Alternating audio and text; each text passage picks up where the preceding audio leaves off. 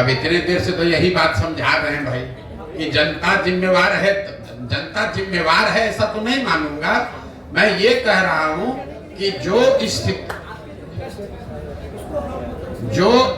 आपकी स्थिति है, अगर आप 500 रुपया लेकर मुखिया के चुनाव में वोट देंगे, विधायक को वोट देंगे, तो वो मुखिया और वो विधायक उससे आप ईमानदारी की अपेक्षा नहीं रख सकते हैं।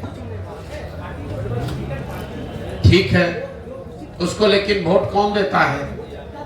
तब जाए ठीक बात कहे।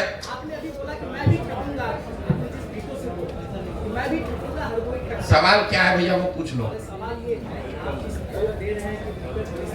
भाषण मत दीजिए, सवाल पूछो, सवाल पूछो। डेटा कुछ नहीं बोले अभी तक इतना देर में कोई आपका डेटा सुना नहीं।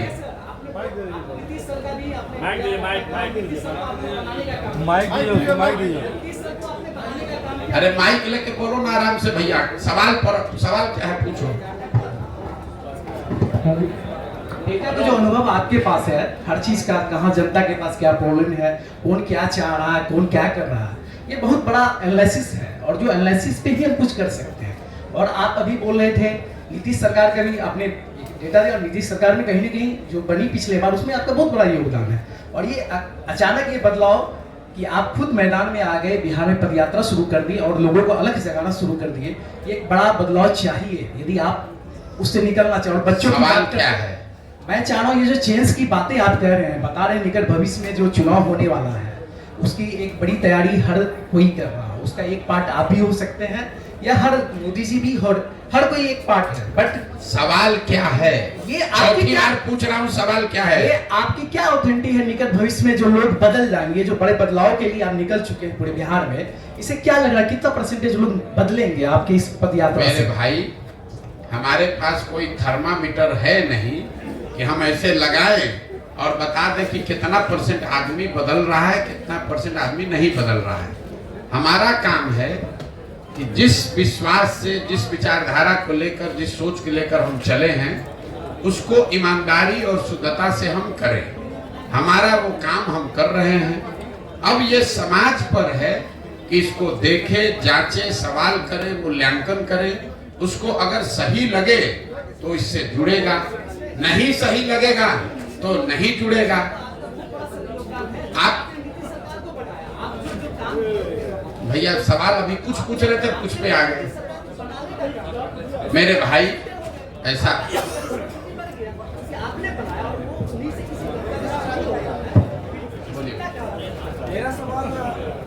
हम सवाल डॉज किसी का नहीं करते हैं, लेकिन आप सवाल पूछिएगा तभी तो जवाब देंगे। आप भाषण देना चाहते हैं तो भाषण दे दीजिए। मेरा सवाल बिहार के व्यवस्था और शिक्षा से रिलेटेड होगी। मैं सवाल कुछ ये जानते हैं कि आप एक रणनीति एक लाइन में सवाल दीजिए को बनाया है। अभी बिहार के पदयात्रा से पहले जबकि आपने कई सरकारों का हेल्प किया, रणनीति बनाई, तो उसमें आप इन सब चीजों को क्या उन्हें नहीं बताते थे या आने का मकसद क्या था? देखिए, अब इन्होंने कहा, इनका सवाल है कि आप क्या पहले की सरकारों को ये इस तरह के मुद्दे नहीं बताए हैं जिनको कि आप मदद करते थे? 2015 एक सवाल एक ही आदमी पूछो भाई। अरे रुक जाओ, सवाल आपने पीछे से भाई साहब पूरा एजिटेटेड होकर कि आपने नीतीश को बनाया, तो 2015 में नीतीश कुमार की जिनकी मदद मैंने की, तो 7 निश्चय का एक प्रोग्राम भी बनवाया। तो जो आपका सवाल है कि पहले नहीं बताए थे, पहले बताए थे। 7 निश्चय नीतीश कुमार की सोच नहीं है, प्रशांत किशोर की भी सोच नहीं है। 40,000 गांवों में घूमकर, देखकर जो लोगों की समस्या समझ में आई, उसके आधार पर 7 निश्चय का गठन किया गया। ये तय किया गया कि ये 7 मुद्दे जनता चाहती है कि ये किया जाए। उस काम को कराने के लिए बिहार विकास मिशन की स्थापना भी करवाई। लेकिन जिसको आपने चुनकर वो जिम्मेवारी दी, अगर 7 निश्चय वो लागू नहीं किया, तो मेरा नागरिक होने के नाते ये फर्ज नहीं है कि हम सवाल उठाएं। अगर बिहार के हर 18 से 35 साल के बच्चे को बेरोजगारी भत्ता के तौर पर 1000 रुपया मिलता, तो क्या ये बेहतर नहीं होता? वही बात तो आज उठा रहे हैं। अगर बिहार के हर नाली गली का पक्कीकरण हो जाता है तो बिहार की स्थिति नहीं सुधरती, वही बात बता रहे हैं। अगर बिहार के हर गांव घर में नल से पानी पहुंच जाता है तो बिहार के लोगों की दशा नहीं सुधरती, वही बात बता रहे हैं। तो नई बात क्या बता रहे हैं? ये काम पहले नीतीश कुमार को बताया कि भैया आप इसको कीजिए, आपको जिताने में मदद करते हैं, उन्होंने नहीं किया। तो अब हम जनता को बता रहे हैं कि भैया ये तो नहीं किए, हम लोग साथ में, आप लोग आइए, सब लोग मिलके दल बनाइए, हम जिताते हैं आपको, फिर तब हम लोग अपना काम करेंगे। मैं अरुण कुमार हूँ, मैं कॉरेस्पोंडेंट हूँ। मेरा एक पूरे देश में परिवारवाद का मामला चल रहा है, इससे आप किस रूप में देखते हैं? परिवारवाद की जो स्थिति है ये वो दीमक है जो राजनीति को, लोकतंत्र को कमजोर कर रहा है। लेकिन परिवारवाद का मतलब ये नहीं है कि लालू जी का लड़का राजनीति में आ गया कि सोनिया गांधी का लड़का आ गया। परिवारवाद को अगर आपको समझना है तो बिहार की स्थिति को आप जरा देखिए। बिहार का एक आंकड़ा दे रहे हैं, इसको याद समझ लीजिए। बिहार में पिछले 30 वर्ष में जितने लोग सांसद विधायक बने हैं, चाहे वो किसी भी दल के हैं, किसी भी दल का सांसद विधायक है, 30 वर्ष में सबका सूची बनाइएगा तो आपको पता चलेगा कि बिहार में सिर्फ 1250 परिवार के लोग ही विधायक और सांसद बने हैं। बिहार में की आबादी है 13 करोड़, यहाँ रहते हैं 3.5 करोड़ परिवार, लेकिन सिर्फ और सिर्फ 1250 परिवार के लोग ही विधायक सांसद बने हैं। इसका मैं आपको एक उदाहरण दूंगा, आपको समझ में आएगा। आपको हमको लग रहा है मोदी जी आकर बोले कि लालू जी परिवारवाद कर रहे हैं, लालू जी कहेंगे ना ना तुम्हारे पार्टी में भी परिवार, भाजपा में भी परिवारवाद वाले लोग हैं, हम दोनों को हटा रहे हैं किनारे। आप एक उदाहरण देखिए बिहार के नजरिए से।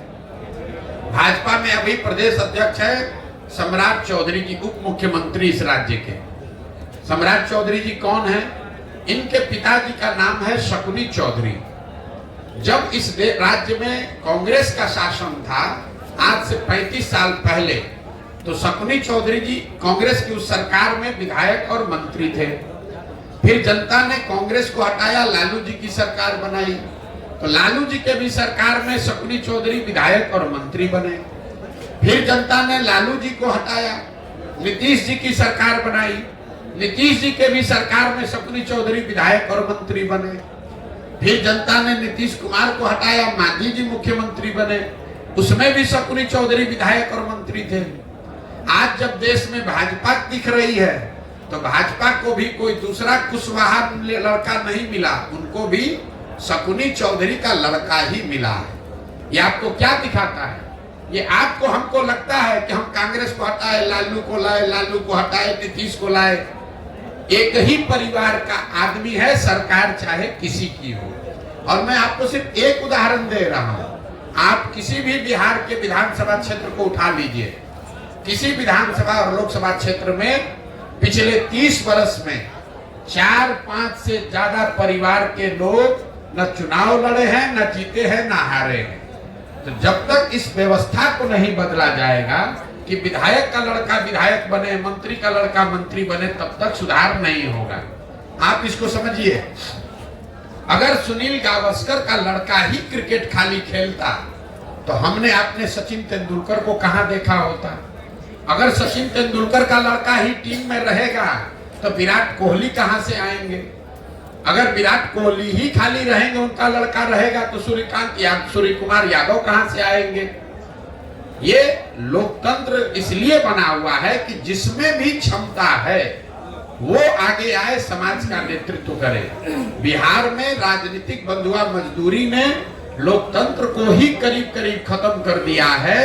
1250 परिवार के लोगों ने जाति धर्म के नाम पर, पैसे और बाहुबल के नाम पर पूरी व्यवस्था को हाईजैक कर लिया है। किसी की सरकार बने, वही आदमी विधायक मंत्री बन जाता है। फिर आप और हम कह रहे हैं कि बिहार में परिवर्तन नहीं हो रहा है। अब शकुनी चौधरी अगर 30 वर्ष में कांग्रेस के राज में, लालू जी के राज में, नीतीश के राज में सुधार नहीं कर पाए, तो अभी भाजपा के साथ जुड़कर कैसे सुधार कर देंगे? ये बात समझने की जरूरत है। इसलिए जन सुराज में नीचे से वैसे लोगों को खड़ा किया जा रहा है जिनके बाबूजी विधायक नहीं है तो कोई बात नहीं है, आपके पास पैसा नहीं है तो कोई बात नहीं है, आपके पास अगर समाज की समझ है, आप में जज्बा है, नियत है, बिहार को सुधारने की मंशा है, तो आप जनसुराज से जुड़िए। बाकी चिंता जनसुराज आपके बिहार में करेगा। बहुत बहुत धन्यवाद भैया, खत्म कीजिए। लास्ट क्वेश्चन सर, मेरा नाम फैसल कलीम है, मैं सीमांचल डायरी से हूँ। मेरा स्पेसिफिक सवाल है सीमांचल को लेकर, क्योंकि आपने बार बार अपने भाषणों में ये जिक्र किया है पलायन बिहार की एक बड़ी समस्या है, तो सीमांचल की भी एक बड़ी समस्या है। जब हमने इसको डिक किया तो इसमें सबसे बड़ा कारण हमें फ्लड नजर आता है। तो आपके पास कोई ऐसा रोड मैप है? देखिए, ऐसा है, फ्लड सिर्फ सीमांचल की समस्या नहीं है, कोसी में भी फ्लड की इतनी ही समस्या है। नेपाल से लगता हुआ पूरा जो एरिया है, सीतामढ़ी, शिवहर, वहां पर भी फ्लड की समस्या है। बिहार में 50% जो यहाँ के प्रखंड है वहाँ फ्लड की संभावना है, या वहाँ उसका फ्लड का डर है। पलायन बिहार में हमने देखा, जहाँ पर फ्लड आ रहा है, जहाँ नहीं आ रहा है, पलायन हर जगह है। ऐसा नहीं है कि जिस प्रखंड में, जिले में बाढ़ नहीं आ रहा है वहां पर उद्योग धंधा चल रहा है, वहां से पलायन नहीं हो रहा है। फर्क इतना है कि जिन प्रखंडों से, जिलों से में बाढ़ आ रहा है वहां पर पलायन का स्तर 60-70% है, जहां पर बाढ़ नहीं आ रहा है वहां का पलायन 40-50% है। तो जल संसाधन को लेकर बिहार में एक नए समुचित होलिस्टिक प्रयास की जरूरत है, क्योंकि सिर्फ बाढ़ की समस्या नहीं है।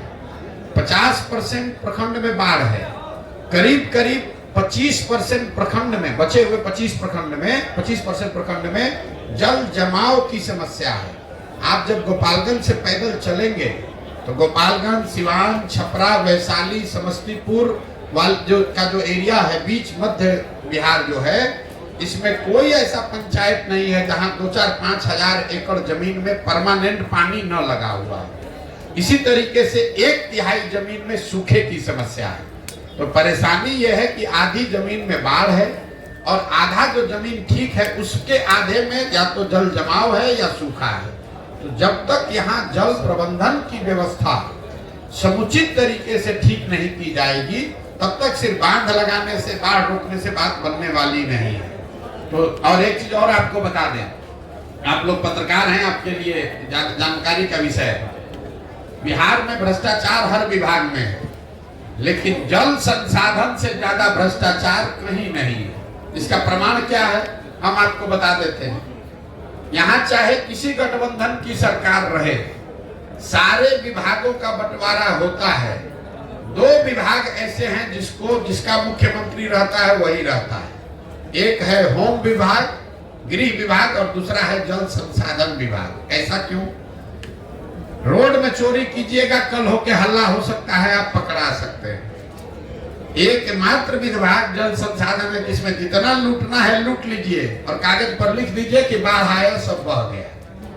तो जो सत्ता में रहता है बिहार में जल संसाधन विभाग, आप इसको जाके पत्रकार के नाते देख लीजिएगा। नीतीश कुमार 18 साल से मुख्यमंत्री हैं, 9 अलग अलग गवर्नमेंट 9 तरीके के बनाए, लेकिन जल संसाधन विभाग किसी को नहीं दिया। लालू जी जब रहे वो सब विभाग बांट देंगे, जल संसाधन नहीं बांटेंगे। ये इसलिए कि ये दुधारू गाय है। हर साल बाढ़ लाने के नाम पर, बाढ़ से बचाने के नाम पर लोग लूट करते हैं, और इस यही वजह है कि ये सुधार नहीं हो रहा है।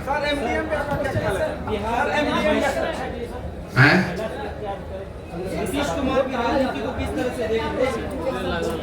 नीतीश कुमार जी की राजनीति को कैसे देखते हैं? नीतीश कुमार की राजनीति को इतना ही देखते हैं, क्या उनके राजनीतिक जीवन का ये अंतिम दौर चल रहा है। जितना हाथ पांव मारना है मार ले, कुछ महीने की राजनीति बची हुई है। जदयू एज ए दल का कोई भविष्य नहीं है, ये दल खत्म हो रहा है। अब देखिए जरा नीतीश कुमार की बात, आप लोग सब पत्रकार लोग इसको सुन लीजिए भाई। आपके हमारे मुख्यमंत्री गए हैं स्कॉटलैंड, याद रखिए स्कॉटलैंड गए हैं बिहार में इन्वेस्टमेंट लाने के लिए। स्कॉटलैंड में एक ही इंडस्ट्री है। स्कॉटलैंड 2 बातों के लिए, 3 बातों के लिए जाना जाता है। स्कॉच विस्की का नाम आप सुने होंगे। तो जिस राज्य का मुख्यमंत्री शराबबंदी की बात कर रहा है, वो दुनिया में वहां गया जहां से स्कॉच बनता है, जो स्कॉच के लिए फेमस है। तो काहे के लिए गए हैं वहां? दूसरा, वहां स्कॉटलैंड जाना जाता है मेडिकल की पढ़ाई के लिए। और तीसरा वहां पर ऊन बनता है बढ़िया। आप बिहार में इतना ठंडा पड़ता नहीं है, शराब यहाँ बिकती नहीं है, अब मेडिकल कॉलेज वहां से कोई आने वाला है नहीं। आप बताइए 18 साल के बाद आपको पूरे दुनिया में स्कॉटलैंड मिला है इन्वेस्टमेंट लाने के लिए। कोई पूछे कि आप शराबबंदी पर 18 साल से बिहार के लोगों का 20,000 करोड़ रुपया साल का नुकसान करा रहे हैं और इन्वेस्टमेंट लाने के लिए स्कॉच बनाने वाले कंट्री में गए, इससे बड़ी हास्यास्पद बात क्या हो सकती है? 2024 में किसके तरफ देख रहे हैं, किसकी सरकार बनने जा रही है? राहुल गांधी हमको नहीं मालूम है किसकी सरकार बनने जा रही है। हम इतना हमको मालूम है कि नीतीश कुमार की कहानी अब खत्म है। आप चुनाव में बात हो जाती है। नहीं, हमारा तो दल ही नहीं है तो चुनाव कैसे लड़ेंगे? को लेकर के आप जनता के जब दल बना लेंगे तो वार्ड सदस्य से लेकर सांसद तक हर चुनाव लड़ेंगे।